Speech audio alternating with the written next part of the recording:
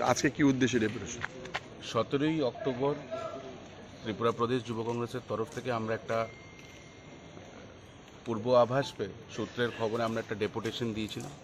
সেই ডেপুটেশনের মধ্যে আমরা ডাইরেক্টর সাহেবকে বলেছিলাম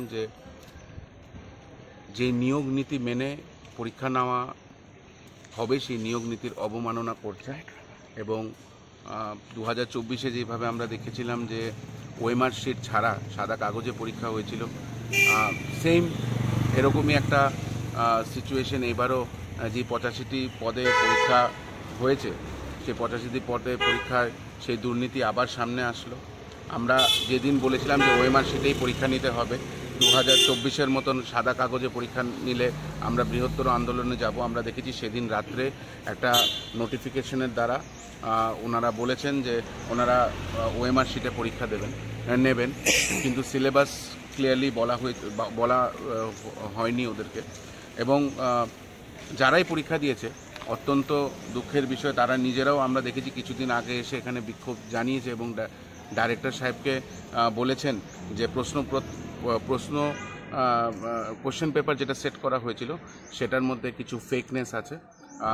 একটা 2021-এর অনলাইন পোর্টালের কোশ্চেন পেপার হুবহু সেখানে উঠিয়ে দেওয়া হয়েছে। যে থার্ড পার্টিকে পরীক্ষা নিতে বলেছিল সেই থার্ড পার্টির ওপরও প্রশ্ন ওঠে। আমরা বারংবার ত্রিপুরার প্রত্যেকটি যুবকদের স্বার্থে কথা বলি এবং পরীক্ষা যাতে ট্রান্সপারেন্সি বজায় থাকে সেটার জন্য আমরা সবসময় আন্দোলন করে থাকি, কিন্তু আমরা দেখেছি যে কোনো কর্ণপাত নেই। দিনের পর দিন এইভাবে খালি স্বাস্থ্য দপ্তরই না, প্রত্যেকটি দপ্তরে যে পরীক্ষা হচ্ছে সেখানে প্রচুর দুর্নীতির অভিযোগ আনছে।